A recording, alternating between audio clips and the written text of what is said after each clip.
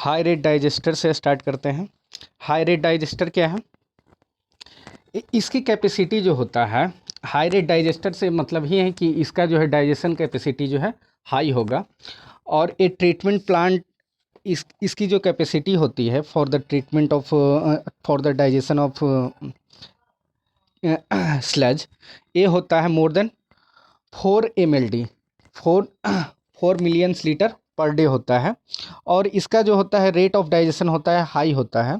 और ये high rate of digestion ये क्या करता है, ये चूँकि इसका रेट हाई है तो ये लेस वॉल्यूम रिक्वायर होगा, लेस वॉल्यूम रिक्वायर होगा then single stage digester. Single stage digester जो नॉर्मल जो डाइजेस्टर इससे पहले जो हम लोग पढ़े थे, सिंपली जो स्लैश डाइजेशन टैंक पढ़े थे, उससे जो होगा लेस वॉल्यूम रिक्वायर्ड होगा, ठीक है।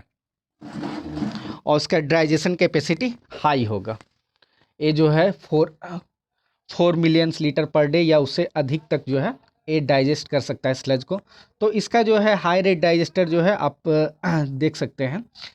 एक फिगर जो है आपका लेफ्ट साइड वाला जो है हाई रेट डाइजेस्टर है। इसमें जो है क्या है, इसमें हीटर भी अटैच्ड है for providing the adequate temperature for the micro organisms so that they do fast they act fast for the digestion, ठीक है। तो इसमें एक्टिव मिक्सिंग जोन है आपका, ये जो है जैसा देख पा रहे हैं ये एक्टिव मिक्सिंग जोन है। और एक साइड से जो है अब स्लज इनपुट होता है और एक्टिव मिक्सिंग जोन से जो है उसे मिक्स करते हैं, साथ साथ सीडिंग भी करते हैं। सीडिंग को जो है मिक्स करते हैं विद द फ्रेश स्लज। और उसमें जो होता है आपका एसिड फर्मेंटेशन और साथ साथ जो है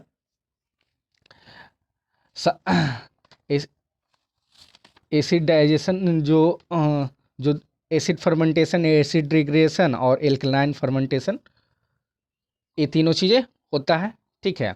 जिसमें जो इसमें एनरोबिक प्रोसेस में जो है एसिड फार्मर्स और मीथेन फार्मर्स, 2 टाइप का बैक्टीरिया जो है माइक्रो ऑर्गेनिम्स जो है एक्ट करता है, ठीक है। और फाइनली जो है प्रोडक्ट के फॉर्म में जो है आपका जो है गैसेज जो है इमिट होता है और वाटर का भी फॉर्मेशन होता है। साथ साथ जो है डाइजेस्टेड स्लज जो है स्लज आउटलेट से जो है वो बाहर निकल जाता है। तो तो हाई डाइजेशन टैंक का केवल यही सिग्निफिकेंस है कि इसका रेट ऑफ डाइजेशन हाई होता है, इसका जो होता है कैपेसिटी हाई होता है, और इसका जो वॉल्यूम जो कंस्ट्रक्ट करते हैं हाई रेट डाइजेशन टैंक का, वो सिंगल स्टेज डाइजेस्टर से कम होता है, लेस वॉल्यूम रिक्वायर्ड होता है, ठीक है। अब 2 स्टेज डाइजेशन टैंक की बात करें तो 2 स्टेज डाइजेशन टैंक में क्या होता है, आप जो है इसमें 2 स्टेज डाइजेशन टैंक में 2 स्टेजेस में जो है डाइजेशन करते हैं। 2 स्टेजेस में डाइजेशन किस टाइप से करते हैं, तो 2 स्टेजेस डाइजेशन जिसे जो है प्राइमरी और सेकेंडरी, जिसे प्राइमरी और सेकेंडरी भी यूज करते हैं, आर यूज। इसमें 2 टाइप का डाइजेशन टैंक होता है, एक होता है प्राइमरी डाइजेशन टैंक और next one is the secondary digestion tank. तो स्लज जो होता है पहले एडमिट होता है किसके थ्रू, प्राइमरी डाइजेशन टैंक के थ्रू। और उसमें जो क्या करते हैं, उसमें जो है 7 to 10 डेज तक जो है उसे मिक्सिंग करने के बाद उसे डाइजेस्ट कराते हैं, ठीक है। After after after after these period ये जो होता है किस में ट्रांसफ़र होता है, ये सेकेंडरी डाइजेशन टैंक में ट्रांसफ़र करते हैं मिक्स लीकर के साथ, ठीक है। ये सेकेंडरी डाइजेशन टैंक में ट्रांसफ़र होता है। और आफ्टर दैट वन ये यहाँ पर जो है, ये यहाँ पर जो है आपका जो है दोनों वर्क करता है। ये दोनों को कौन सा, आपका एसिड फार्मर्स और मीथेन फार्मर्स जो है दोनों वर्क करता है। और इसमें भी जो है क्या होता है, गैसेस का प्रोडक्शन होता है। ये बात अलग है कि आपका प्राइमरी प्राइमरी जो टैंक है, प्राइमरी टैंक यानी प्राइमरी डाइजेशन टैंक, उसमें भी जो है गैसेस का प्रोडक्शन होता है, लेकिन वो गैसेस का प्रोडक्शन लेस अमाउंट में होता है। तो पार्शियली डाइजेस्टेड स्लज और सुपरनेटेड लिक्विड्स जो होता है प्राइमरी डाइजेशन टैंक से, वो ट्रांसफ़र करते हैं सेकेंडरी डाइजेशन टैंक में। और जहाँ पर उसे अबाउट टू 20 डेज तक डाइजेस्ट करवाते हैं, 20 डेज या 20 डेज से अधिक।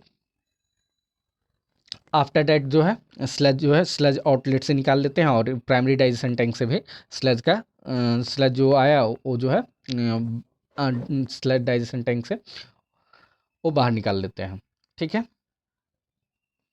और ए डाइजेस्टेड स्लज और ए सुपरनेटेड लिकर जो सेकेंडरी डाइजेशन टैंक से जो बाहर निकलता है वो फाइनली रिमूव वो क्या होता है, वो फाइनली रिमूव हो जाता है और इसे जो है डिस्पोज कर देते हैं टू द सैनिटरी मैनर में, जो है इसे डिस्पोज कर देते हैं। यानी कि यानी कि जो आपका जो लीकर्स जो सेकेंडरी ट्रीटमेंट से आया, इसे वापस वापस से जो है आप फिर से प्राइमरी टैंक में जो है आप फिल करवाइए। प्राइमरी टैंक में फिल करवाने के बाद जो है फिर से इसका जो है डिकम्पोजिशन होगा और जो इस स्लज सेकेंडरी वाले से निकलेगा वो जो है मैक्सिमम टू मैक्सिमम रिमूवल हो जाएगा। उसमें चूंकि मैक्सिमम टू मैक्सिमम रिमूवल रहेगा किसका, ऑर्गेनिक मैटर्स का, तो सो दैट उसे जो है आप सूटेबल मैनर में सैनिटरी मैनर्स के रूप में इसे आप डिस्पोज कर सकते हैं। इसका एडवांटेजेस क्या है, तो टू स्टेज डाइजेशन टैंक जो है ये एक इफेक्टिव मेथड है किसके लिए, for prevailing any tendency of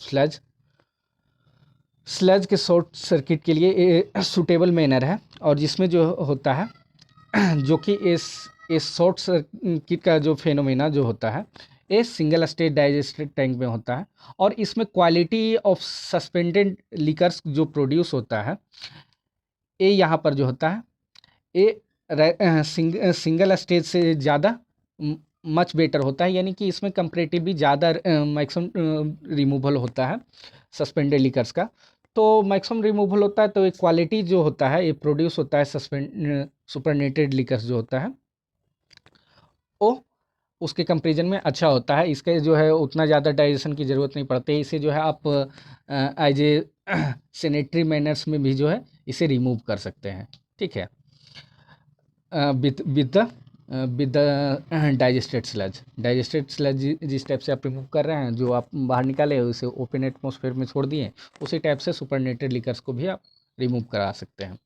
तो केवल जो है प्राइमरी डाइजेस्टर टैंक में जो है प्राइमरी डाइजेस्टर में क्या होता है, ये प्रोवाइड्स विथ हीटिंग और स्टेरिंग गैस जो कलेक्ट होता है कलेक्ट अरेंजमेंट्स, जबकि ये जो है सेकेंडरी टैंक्स में जो है ये जो है मर्सली एक्ट करता है एक क्लोज सेटलिंग टैंक के रूप में एक्ट करता है, जिसके कारण जिसके कारण ये क्या होता है, ये प्रोड्यूस करता है क्लियर सुपरनेटेंट लिकर्स जो है क्लियर प्रोड्यूस करता है और जिसका जो है ये जो है इकोनॉमी ऑफ कंस्ट्रक्शन को भी इफ़ेक्ट करता है। इसका जो है इसमें जो है आपको टू स्टेज डाइजेस्टर टैंक जो है ये in comparison to single stage digester ये इकोनॉमिकल होता है। ठीक है, कॉस्ट इफेक्टिव होता है। एक मिनट,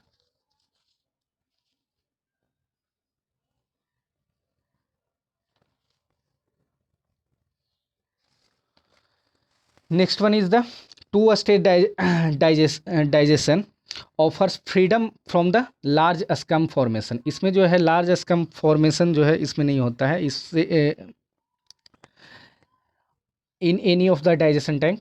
ठीक है, और इसका एस्टिमेशन जो होता है टोटल कॉस्ट जो होता है with the two stage digestion A even after जो होता है ये क्या होता है, less than the for the two tanks operate in parallel.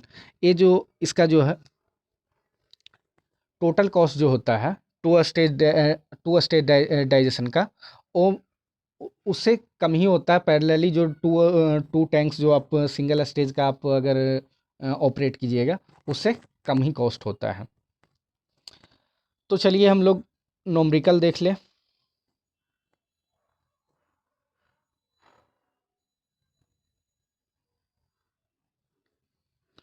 ये देखिए क्वेश्चन देख सकते हैं आप,